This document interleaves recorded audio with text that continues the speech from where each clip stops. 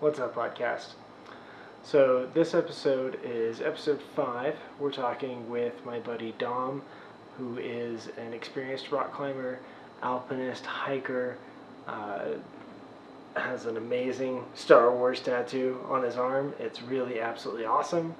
But we're going to be chatting a lot about fitness, getting into shape, getting into mental shape for climbing, and just doing some really rad stuff. So I hope that you enjoyed this episode. And while you guys watch and listen to this, I'm gonna go ahead and work on this for a bit. Damn. Yeah, we're going to talk about that. Sure. Okay. Here we go. Welcome back to the Rock and Iron Experience number 5. Nice. Number nice. 5. You Awesome. are number 5, sir. High five. High five. Yes. We do that around here a lot. We're actually this is my buddy Dom. We're going to be talking to him about some fitness, some alpine climbing, some trips that you've got coming up. Nice. We were just discussing that we were both happen to be very large gentlemen at one point in both of our lives. So we're going to discuss that. We're here at Earthtreks Golden. We both work here part-time, a little bit, kind of fun. Awesome. You take care of the community, Try guide to. them, as it were. Guide them very well. Make sure everybody is very well guided. Do my best. I take care of the social media and some of the content creation that we do. But yeah, let's dive right in. Let's do it. Let's start with your backstory. Let's introduce you to okay. everybody. I know you as an awesome Star Wars guy because you've got Star Wars tattoos everywhere. Just a couple. Just a Arms, couple. legs. You're one of the more badass climbers here. I try to be. I've heard many people brag about you and Nice. your alpine adventures and everything that you've got coming up. So what all do you have coming up? Where'd you get started? All that sort of fun thing. Well, I got started in a climbing gym in Florida where I was going to grad school. I was a little overweight.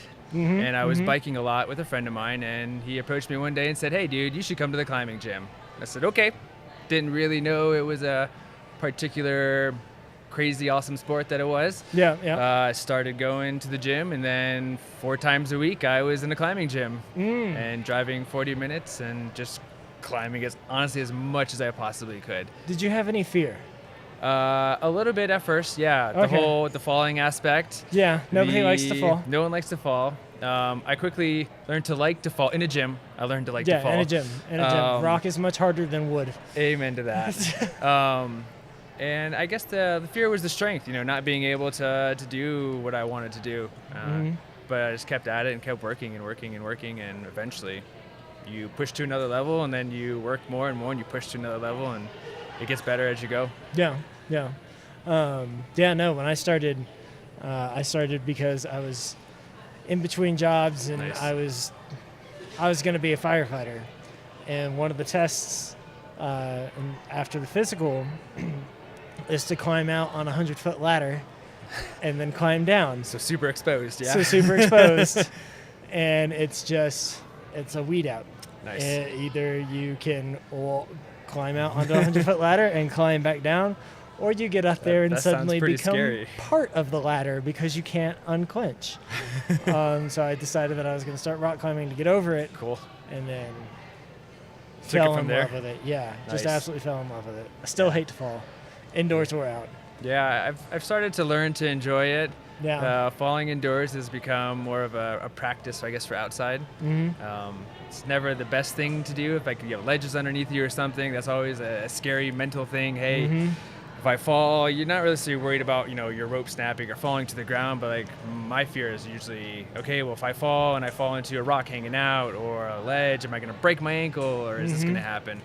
But you just got to push through it sometimes. Yeah. I always try to keep in my brain, but often forget, is when you're going to peel off, just kick off. Yeah, kind Just of push get yourself. away from it. Push and yourself then off come a back little to bit. it. Yeah. So especially if there's a ledge underneath you. Yeah, definitely. If you have a good belayer, they know Yeah. how to catch you in a way that they're going to stop you from hitting that ledge. So yeah, it's definitely a trust in your partner as well. Yes. And that whole aspect Yeah. that increases your mental game when you have a very confident belayer. And you are gearing up for something kind of special. Yes. Myself and 2 other employees, Amy and Andrew, we're going out to the Wind Rivers. Yeah.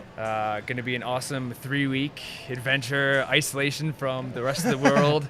Gonna do some hopefully awesome, amazing climbs out there. Yeah. We have 2 areas that we're kind of scoping out. We're gonna hike out, before the trip, kind of see if we can see any lines that we want to do. Yeah.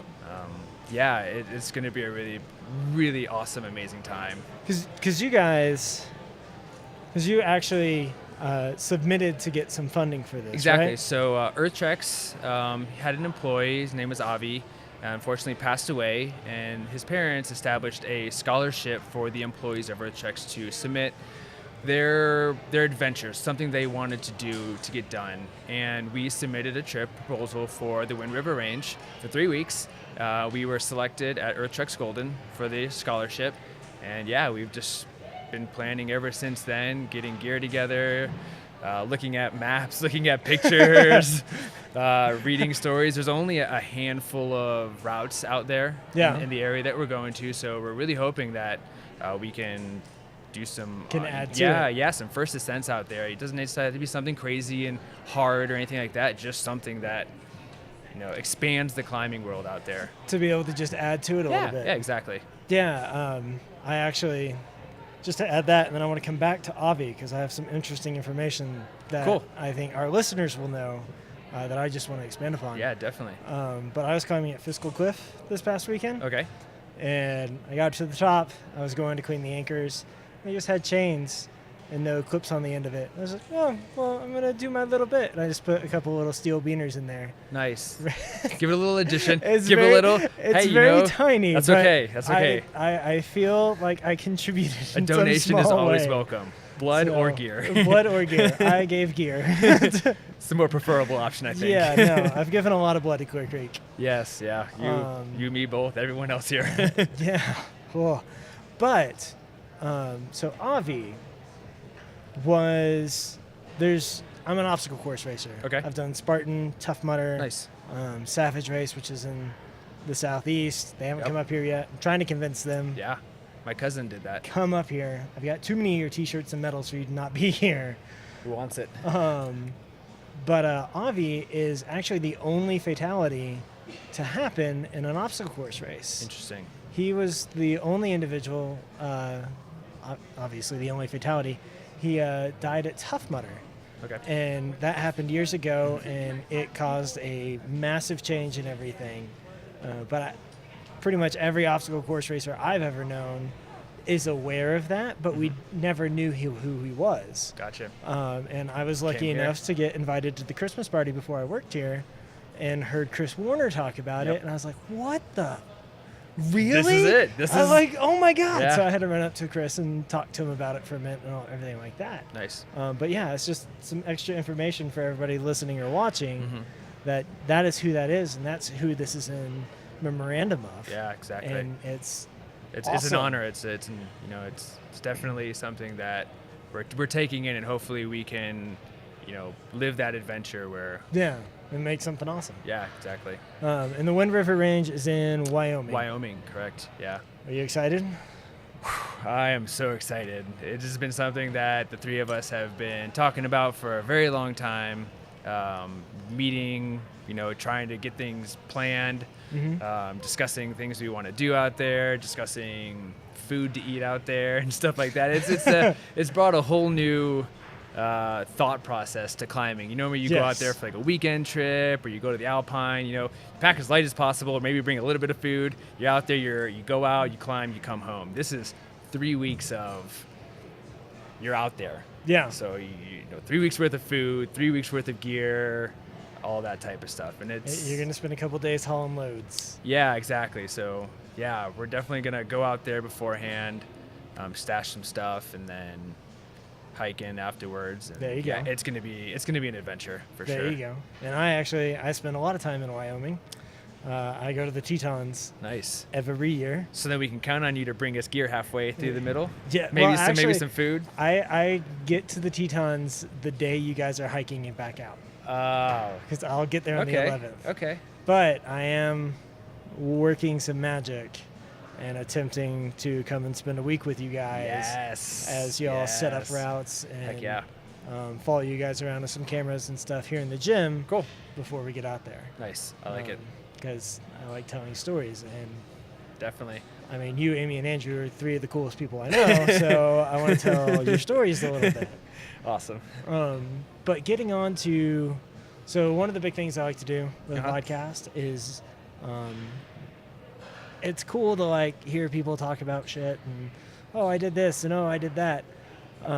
But I think that, would you say it's a fair assessment to say you guys are A, very experienced in climbing, but B, also like up and coming and setting up first ascents and trying to leave a mark? Yeah, I would definitely say, speaking truthfully, I am probably the least experienced on this trip. Andrew and Amy definitely have a lot more experience climbing-wise than I do. But yeah, I think that the skill level that the three of us bring to this is just going to be amazing. Yeah. Whether it's being able to crush super thin cracks, or just Amy with her tiny hands. Amy with her tiny hands, yeah, definitely. Looking at you, Amy. My pinky is the size of her thumb, to give you an example. Yeah, so it's definitely awesome. Andrew's super super strong climber, very very good mentally. So yeah, I think it's going to be an awesome time for all three of us to kind of shine and be able to go out there and just crush some routes. Yeah. So the point of me bringing that up is you guys didn't start here. No. You had to come from something like this.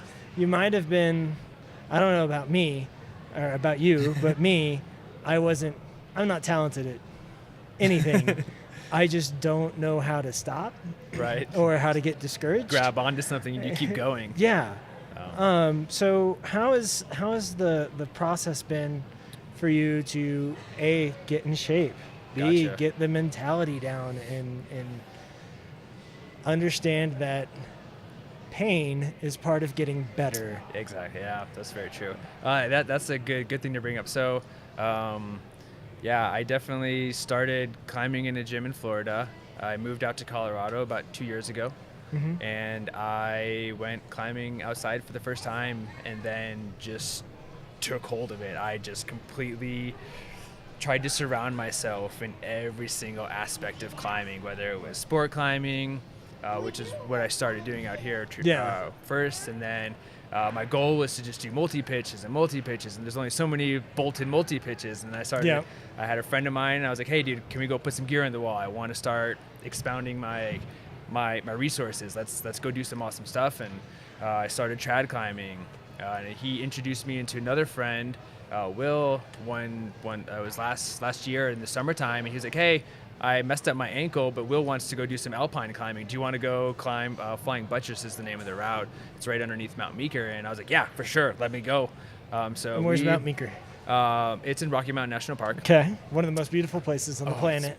Stunning place. And underrated. And being a Florida boy growing up in ground zero, essentially, and only being in Colorado for a year, I was like, okay, I'm down for this adventure. Let me huff it out there. And so we hiked the trail all the way out there. It's about 3.5-4 hours to get out there, and man, I was whooped before we even started climbing. And it was just one of those things where after we got done and got back, I was like, you know what, I really need to focus on like a base fitness. I really need to focus on getting my, not just climbing techniques better, but my cardio better, being able to hike or approach for long distances. We go out to Clear Creek, 10-15 minutes, maybe 20 minutes. You go to Eldo, maybe 30-minute approach. But when you talk about like alpine climbing, you're hiking out there for a couple miles at a time, and it really makes a big difference when you hike out there for 3 or 4 hours, and then you have to climb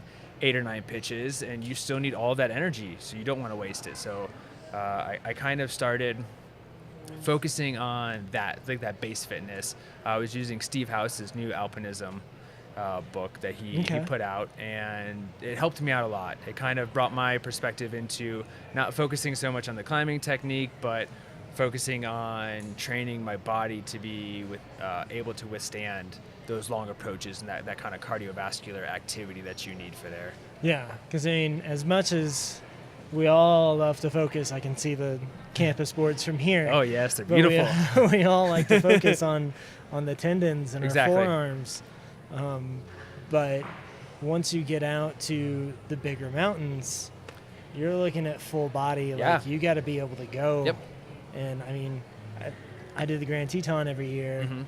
and we are at the trailhead at 4 in the morning, and we're not down till 4 in the afternoon. It's a full day It's experience. a full day experience, and there's only one pitch of climbing, and it's 5.7, but it's at 13,500 feet with tell you what. 2,000 feet of nothingness behind you. Yeah, that's crazy. That's So awesome. You have to be here. Mental game.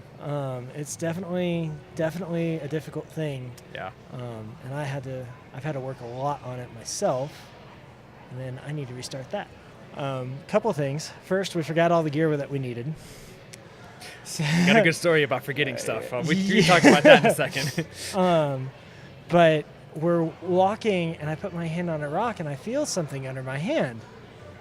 And I look real quick, and it's a button with somebody's face on it. It's like a pin. Okay. It's a memorial to a Oh. guide who had died Gotcha. somewhere around there. So I see that.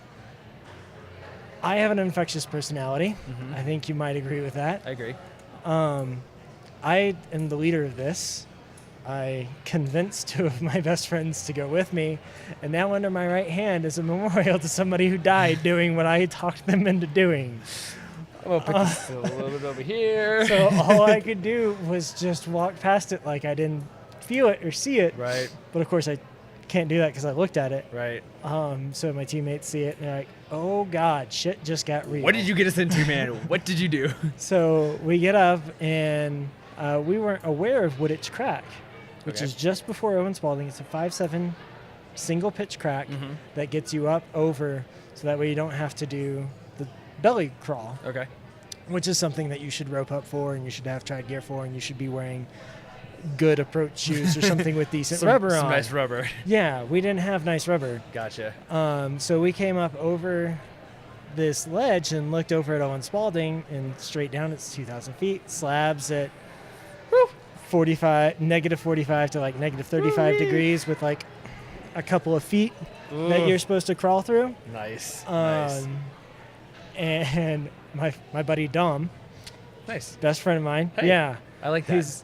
he is a man of color, Nice. and he turned white. Yeah, So- great to great. I knew something was wrong, so I looked up over there. I was like, "Oh God!" And they both looked at me and they go, "Okay, well, you make the call. What are we doing?" Right. It wasn't even a thought. It's like, we're going home, because I am not talking to y'all's parents and saying, "Hey, I Hey. roped them into doing this, and now Yeah. they're dead." Gotcha. So yeah, that was like my first experience in big mountains, and Oh, since then man. I've been out a lot. Okay. But it's definitely An awakening experience. an awakening experience that you had to be prepared. Yeah. Absolutely. I don't remember where we were going at that, because I derailed it and told a short story of my own. I'm That's sorry. okay. That's okay. I like it. But what do you do fitness-wise? So you're wanting to get in shape. You're wanting to Right. move from V0 to V1. Where did you start? I started by just going at it, climbing honestly as much as I possibly could. When you're first starting out, it feels like you see all these people doing this crazy workout routines and hangboarding and all this stuff. And really, honestly, I was told, Dom, just climb. Just go out there and get at it. You know, you're beginning at this, you're new, get the experience, get the feel for it. And that's what I did. So I just started climbing as much as I possibly could. If I didn't have someone to rope up with, I'd go boulder. Mhm. If I had someone to rope up with, I roped up. And getting back to that mental thing, it was kind of like just keep pushing yourself. Yeah. Push yourself. Trust your belayer. Mhm. Trust who you're with, and don't look back, man. Just go for it. Just go for it. Yeah. I think that's just one of the things of climbing, is that sometimes in this sport, Yeah. you just got to go for You it. go for it, and you have fun. Yes. A friend of mine Always said, have fun. Dom, just don't ever take it so serious to where you can't have fun with it, because once you pass that barrier of not having fun with it anymore, it kind of like drains you a little bit. Yeah. And that's when you lose motivation, or that's when you plateau off on things. And yeah, just try to keep it fun. Yeah. I mean, you can push yourself to an extreme. You can, scream on a route. You can fall off and say whatever choice words you'd like to say. All of them. Kick the wall. But honestly, once you start getting to that point, you need to kind of take a look at, hey, what are you doing this for? Yeah. Are you doing this to show people that, hey, I can crush a 512, I can do 513s? Yeah. By the way, I can't do that far. 512B. That's as far as I've gotten. Yeah, I mean, that's I'm very far away from that right now. nice. But What yeah, did, I mean, go ahead. I was just saying, keep it fun. Keep Yeah. it relaxed and enjoy it. So I ran into barriers 510A, Nice. 510C, 511A, Nice. and then 512A. There you go. Once I hit 11A, I felt like B, C, and D were just all gravy. It was just Nice. icing on top of the cake. Right. What sort of barriers did you run into, and what Um, regimens or ideas did you implement to get past them? So, I ran into barriers once I started hitting into like the higher 10s, and I felt like for a couple months where I couldn't push past that. There was, no matter how much I climbed, no matter what techniques I employed there, I could not do. I was always falling, and I just kind of started to look back at how serious I was taking it, and I felt like I was taking it too serious, and kind of relaxed myself. Went back down to just focusing on doing a bunch of 5.9s, a bunch of like easy 10As, and enjoying myself. And then slowly I gained the strength, and I realized that, hey, it wasn't necessarily my mental game that was keeping me there. It was, hey, I didn't spend enough time focusing on a base strength. I was trying to go too fast, too far. And I was like, oh, cool, I did one 10A. Let me go do a 10B. Oh, cool, now let me do a 10C. And like, I didn't really focus on it. So I really feel like you get to different styles of climbing, slab, jugs, overhanging stuff. You can climb Overhangs a bunch of... with crimps. Yeah, overhangs with crimps. And like, on bouldering wise, cool, V7s indoors, not outdoors. Yeah. On a slab, I'm kosher with. But you put me on like a V5 overhanging, and I struggle because of the strength issue. So it's kind of one of those things where different styles you kind of focus on, and you really should focus on the styles that you're the weakest at, right? And you get better. Yeah, because I think that's one of the things is I've noticed with a lot of beginner climbers that I've met. Oh, well, I climbed an 11A, so I should be able to climb all 11As. Yeah. I mean, that's a good thought. But I like that motivation. yeah, no, that's great motivation. Yeah. But you might have climbed an 11A that was all slopers and you have giant basketball covering hands. Right, exactly. It's learning your style of climbing that you're good at, and then focusing on the style that you're not good at to kind of improve yourself. Yeah. Do you have a favorite? What's your favorite style? Not overhangs, it sounds like. Overhanging is not my particular style. I guess sport climbing wise, I like tiny little crimps. Like I like small things. Recently, it's been cracks and alpine climbing. Really, truly has been like taking the hold of my attention. Yeah. Getting out there, focusing on more thin cracks, hand stuff, fingers. I really tried to improve my finger strength and my finger crack climbing. Yeah. But yeah, that's at least my focus recently has been there. Yeah. Do you have what's your biggest hope and dream for when you're in the Wind River Range? Just not far from the Tetons. I would like to free everything I climb. Okay. My goal is to, whatever we're climbing, to free climb it. Okay. Nothing against aid climbing or anything of that nature, but I think the thrill of climbing for me is being able to know that I did that with my strength, my abilities, and not having to use gear as far as, pulling on gear or something of that nature. And just so any of our audience who doesn't know what free climbing, what is free climbing? So free climbing is you place gear inside of your wall and you're on a rope, but you're not pulling on gear, you're not putting a hook on a wall and standing up on that. So pretty much between you and the wall, it's your strength and your abilities that's what's propelling you up. Yeah, so you're pulling yourself up. Right, not to be confused The with free rope is soloing. trailing. We're not Yeah, free soloing. we're not nothing. free soloing. None of No, that. Alex Honnold can have that entire game. Let him have it. It is It's all his. All his.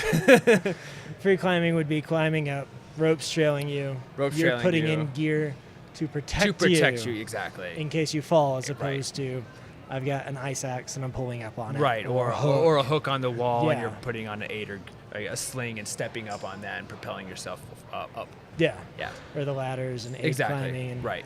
Aid climbing scares the hell out of me. I mean, dude, it's gnarly what people do aid climbing. Some of that stuff, I was like, how? How did you do this? How did you find that one little nub to put that one little talon on, and you trusted that, and then you went to the next thing? I mean, that's almost scarier than free climbing. Because your weight changes. Yeah, The the balance of That's everything, the problem yeah. with slopers. Right. Is that I've got decently sized hands, but the problem is you're on it, Yeah. but if you pull up too high, the direction of your force changes. Right, and then that changes on your feet, and that's has so much to do with it. I like to implement weightlifting into my climbing regimen. Right. I'm way out of shape right now. I apologize Yes. for talking about fitness when I'm way out of shape right now. But I implement a lot of running Cool. and a lot of weightlifting. There you go. And that, for me, like doing the Grand, it's 18 miles with what? It's about 8,000 feet of vertical gain. Woo-wee. 7 or 8, That's maybe nice. 6. That's awesome. I think it starts at like 7 and goes up to just under 14. That's a lot, man. But 18 miles round trip, and That's I awesome. can do that, and I'm fine. So if that could be one tip that people could take out of here is, I know climbers, I know you hate running. I You know gotta do you it. hate You gotta doing do it, though. anything You that gets gotta your heart do it. rate going. But do some cardio. It's good Yeah. for you. Agreed. It'll pay off. I know you've started doing cardio in prep for the One River Range. Yeah. It is definitely not my favorite thing to do in the world. I'm not gonna lie. Running is not necessarily my forte. I personally, in using the New Alpinism book by Steve House, I kind of look for things that are going to translate to what I'm actually doing out there. So a lot of the things that I've implemented and used are putting weights in a pack and just hiking steep hikes for a couple miles, a couple Getting hours. on a Stairmaster for half an hour Getting out of Stairmaster for half an hour, 2 hours. and hating your life. Yeah, for sure. Put on an audiobook. I mean, honestly, what I do, if I'm on a Stairmaster, it's an audiobook, and I just go with it, because then you can just focus on that. And then I make faces at him through the That's very glass. true. And then I have people behind me staring at me going, hey, man, Like, you've been on the Stairmaster you've been on this forever. for a couple hours now. You should get off and let me on it. Which We is really need it's more of it's those. actually happened before. Oh, Where I'm like not sure- I looked in the glass windows and I could see people behind me going, How long has he been on? and they're looking Why at their isn't he watch, off? and I'm like, reset. Sorry, the hour just ended, but I have one more hour I need to do on this. You got stuff you got to do. You have to do it, and that was like during winter times too. So it's Yeah. not like I was going outside. I Now it's nice weather outside. We can go outside and do it. But actually love running here in the winter. see, 'Cause I'm the a sun Florida is- boy, man. I like my warm weather. I'm a reptile. Well, at I'm a heart. Texan. I love the hot weather, but it can be 17, and I've seen this. It's been 17 degrees out when I'm out running. It's been 7 degrees when I'm running and snowy, but it melts off the concrete because the sun is so strong. True. Like Fair enough. it's evaporating and steaming at 7 degrees, and You're I'm like, just what is this going on? confused. Like thermodynamics isn't supposed to work that way. But yeah, no, I think what you're doing is truly impressive. And I think the last subject that I really want to hit, and what I think a lot of people struggle with, is I was 255 at my heaviest. 220. I dropped 70 pounds in 3 months Damn. because I was like, you know what? I'm not going to be fat anymore. I'm going to die, one or the other. High five for that. So I just, by the way, don't do what I did. It wasn't healthy. Dropping that much weight in 3 months is not good for you. No. I had no muscle. Now I have muscle, but now I have too much fat. So I got to get all over that. But a lot of people, I think, get deterred when it hurts, Right. when it sucks, when you Yeah. feel discouraged. And I'm not talking about the being inside your own head and thinking that people are judging you in the gym. Right. They're not. People, I've never No one judged cares. any, nobody cares. No one cares. But I mean, getting flappers is an actual thing that hurts. Yeah, for Taking sure. a bad whipper is something that actually hurts. Yeah. The discomfort of running, being Yeah. overly sore, injuries, and then just breaking the trend. I spent a lot of time at bars. All my friends were at bars. I decided, I'm going to get in shape. and then suddenly I was still going to the bar, but I wasn't drinking. That's a hard thing to do, man. Yeah, It's and hard. then I'm losing friends. Yeah. And that's a hard thing to go, you know what, I'm okay with that. Yeah, you really because have where to- I'm going is not where they are. Right. You have to prioritize what you want to do. And I definitely have been in that state where I was like, hey, I don't want a beer. You're out with your friends. Everyone's, grabbing a beer around. And I'm like, oh, I'm good. Let's grab a water. And everyone looks at you weird kind of for it. And you're like, well, I have some other things I want to get done. Yeah. And it definitely is, it's interesting to kind of see which friends actually were like, okay, cool. They're cool with it. And then some are like, oh, you're being weird. I'm like, no, just it's not like- something I want right now. It's like, no, actually, I just have a different set of priorities. Right, exactly. And I want to go do these things. Right. And I think that, at least in my experience, when I spent a lot of time at the bar, Mm-hmm. a lot of people talked. A lot of people still talk. Yeah, yeah. Oh, I'm going to do this. Yep. Oh, I'm working on this. But they don't ever do it. But they don't do it because don't you do were it. at work from 8 to 5, and now you you're at went the bar there. at 6:30 Yep. till 10, 11 o'clock at night. When are you doing these things that you say you're doing? Oh, yeah, that's right. They're not. They're not. They're not. So what would be your advice for somebody who's caught in that and they're trying to buck that trend to get to what they want to do? That is it's on a personal level. Honestly, like you really have to be able to be okay with telling your friends, hey, I'm cool with that. Like go out with them, hang out with them, drink water, drink whatever you want. But like you have to be okay with saying, hey, no, I don't want that right now. Stay focused on your goals. Stay focused on your goals. And I think the biggest impact and the biggest thing that I had that kept me there was I saw my gains, or I saw the advancements I was making. Like, I mean, to be Gains. honest, yeah, gains. I like that. I saw my gains. Well, I mean, for an example, like running, I hate it. I love it. I don't like it. You love it. I hate it. But even in Florida, when I was running there, a half a mile, I was just dogged out. Once I started like building up like a base fitness of like going between like the different zone 1, 2, 3 heart rates and focusing on that and starting soft, like starting to where you almost feel like, oh, I should be doing more, but you don't. You have to hold yourself there and then progressively going up. And I did stop drinking for a while. Yeah. Beers, I was just like, no, I didn't want it. I wanted to see that, and I definitely saw an impact to where I ran 5 miles and I was barely out of breath. There you I was go. like, wow, this is What? amazing. How did this happen? This is awesome. Like, this Yeah. is something that I've never in my life been able to do. And I saw that, and that's what kind of motivated me to keep going with what I was doing. There you go. There you So go. it comes down to also, I don't want to say bad friends, but like your friends should be okay with you accepting that. All of my friends that I was like, yeah, no, sure, they're going to tease you. They're going to be like, oh, why don't you drink a beer? But think about it, really. They're not being jerks towards you. They're going to joke. If you could tease someone for something of your friends, that's fine. But I feel like if you have a solid group of friends, then most of Then them you're should solid. understand that, hey, you have some goals that you want to meet, and this is the way you're going to meet them. And you So will probably inspire them to do something. possibly, yeah, exactly. So let me do one more reset. Yeah. But yeah, in my experience, you'd end up inspiring him. I have 5 or 6 friends that have ended up hitting me up for training regimens and that Awesome. sort of thing. There you go. That's fantastic. I'm still scared as crap when I'm like pulling hard on a 511B or something, Yeah, and I man, know me I'm gonna too. fall. I'm just Yep. like, oh, don't do it. I don't want to do it. I want to just keep going. Gravity don't work. I actually remember one time. So this is in my heyday of Uh-huh. like being strong. Have you ever climbed in the East Coast, like Northeast? No, like that's the thing. Okay. When I was in Florida, I climbed in a gym. I didn't climb outside until I moved to Colorado. So the setting inside of the gyms is different. Oh, like, oh. The style of climbing 100%. is just I different agree in with the you. Northeast. I agree with you. The whole Uh, East Coast is different than the West Coast. Yeah. For sure. So it's in my heyday of like being a 512 minus 512B plus, Nice. 512 plus climber. And I went in and I was in the upstairs of this little place. I was in Pennsylvania. Right. I was traveling for work at the time. And I went to climb and I was bouldering. It was a V8. And it was a move where I was parallel with the ground. I had a 3-finger hold of my crimp with my right hand. Nice. I had to reach up to a mono pocket and then cross under it.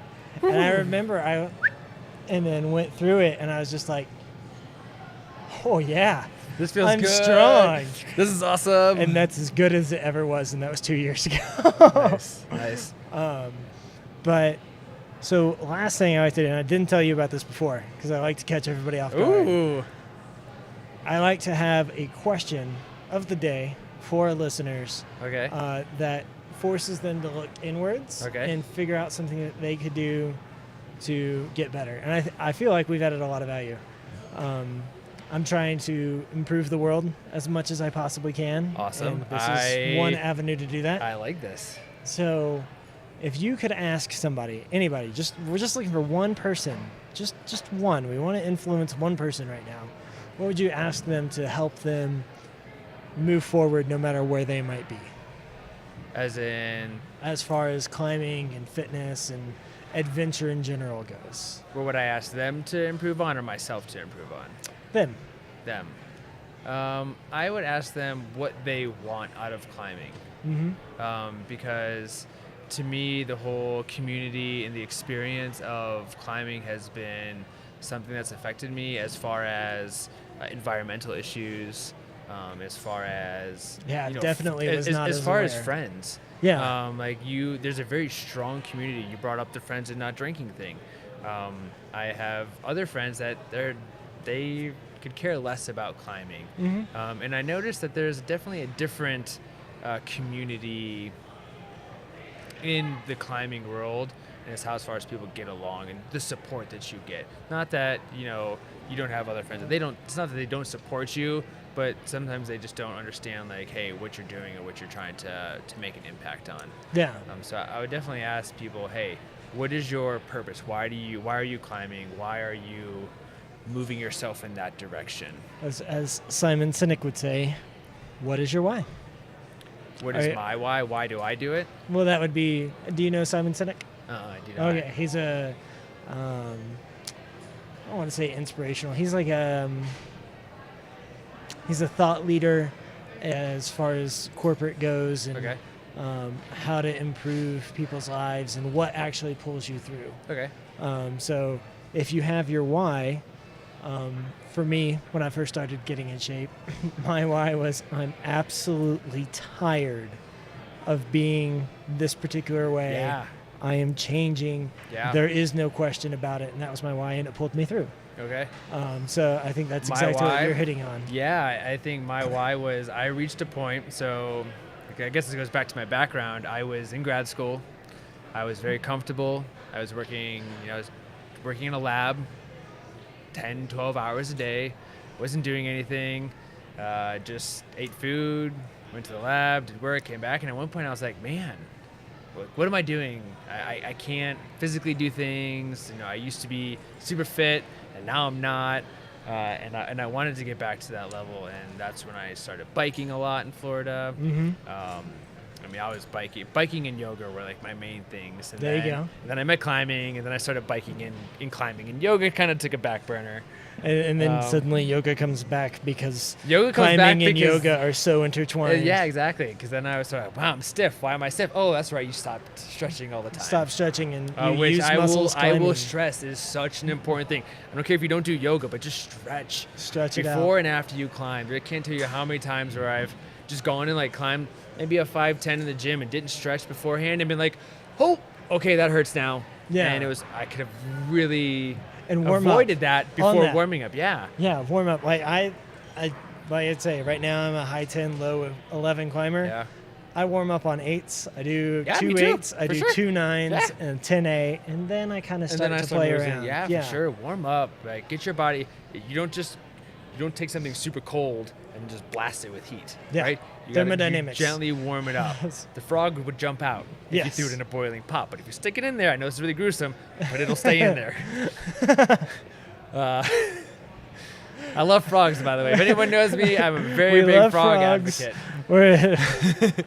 we lobby on their behalf. All frogs I are do. amazing. I used to breed them in Florida. Side Okay. story, yeah. Oh, interesting. Poison dart frogs, the little tiny ones. Oh, yeah, I yeah, used yeah. to breed those in Florida. Interesting. Super cool.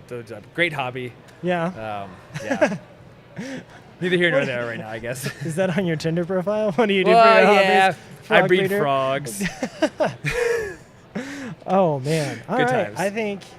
I feel like we've done a great job Yeah. of kind of diving into a little bit, kind of giving some backstory on Avi.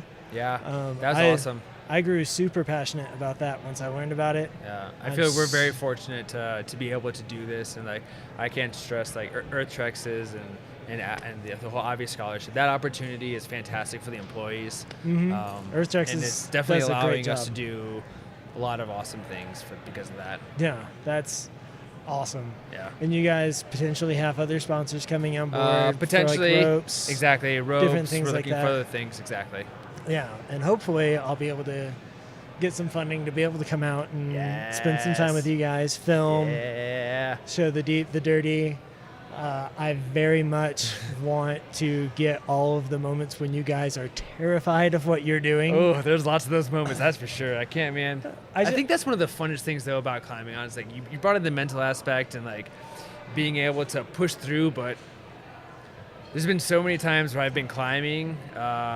Recently, Black Canyon, went out there, and I was climbing up one of the crux pitches, and I stupidly ran out of gear to the point of where I had like another 15, 20 feet of Ooh, I had to go, and there was no turning back essentially. And yeah. it wasn't the craziest, hardest of terrain. I was past the crux of that pitch, but it's just super long and sustained. And I definitely had a moment where I was sitting there in this crack and then freaking out and then just telling myself, wait, calm down, stop, take a couple breaths. You're okay. You You can got do this. this. All of this is under your level of climbing. Just because you're tired, it doesn't mean anything. You can is do not this. your red And you point. want to know what? I went and I finished off the moves that I needed to do. There you go. I got to the ledge I needed to be at, built my anchor, belayed my partner up, There you go. and it was good. And it was definitely a learning experience. And I think those are the times where you learn. Yep. You don't learn when you're not scared. You don't learn when you're just cruising up something super easy. You need to put yourself in a position to where safe position. Yeah. And Yeah, reasonable. we're not talking about risking your life, but Right, we're exactly. talking But about you need to making you uncomfortable. push your boundaries. Yes, Yeah. exactly. The uncomfortable feeling is something that pushes your skill level and pushes your mental capacity to the next level. If you're never there, then And odds are you can do it. oh yeah, Your brain is programmed. Your brain is not programmed for you to be great. right. Your brain is programmed for you to survive. Exactly. And I think all of us can be great at something, Right. whatever it might be, but you have to not get discouraged. Right. 'Cause, especially when we're living our lives so publicly. I mean, Oh yeah. this would have cost thousands of dollars back in the day just to put up a little Be able to video do like this, this. But with how public our lives are, you can't get discouraged. It's much easier to be great these Yeah. days because of all the Oh yeah. opportunity Exactly. that we have. The media, everything is able to. You're able to show so much more. Yeah, Exactly. And I think there's a lot of people that can be great, Yeah. and I don't want them to get discouraged. I like it. So, sir, thank you so much. This has been an awesome Oh yeah, experience. no, it's been a lot of fun. Super fun. We're gonna have you on more. Yeah, We're definitely. gonna get Amy and Andrew, maybe all three of you guys all at once. Yes, That would be a ton of awesome. fun. Yeah, Amy's climbing out in Eldo right now, and Yeah. Andrew's teaching somewhere out there the Where the is young he? up and comers. Yeah, no, and like tiny crushers, like Oh man, like oh my god. I watch them. I'm like, okay, I'm gonna go home and make dinner now. Yeah, it's like oh well, my existence is pointless. I'm just gonna go over here and be old. yeah. Like, where are they? We're not old yet. We're We're not not. old yet. I'm only 31. I'll be 31 July 5th. My birthday's coming up. What? Yeah. Happy early birthday. Thank you. It's okay. I'm just a little bit ahead of you. Yeah. I'm- Experience. I'm softening the ground for Nice. you and Amy Yes, as y'all catch yes. up to me. I do have some like what they call them the wise hairs. Oh yeah, But I got a it's few of okay. those. I had them when I was like 22, running my first business. Stress will do a lot to you. It does indeed. We're going way too far. Yeah. So it's been awesome. We'll do more. Yeah, dude. Sure. What did you guys learn? Did you take anything away from it? I certainly hope I so. hope so. We'll see you next week. Who do I have on next week? I'll have to look at my calendar. It's a good thing to do. Yeah, Maybe I'll see you next be week. organized. Too but, much. Too much. You guys take it easy.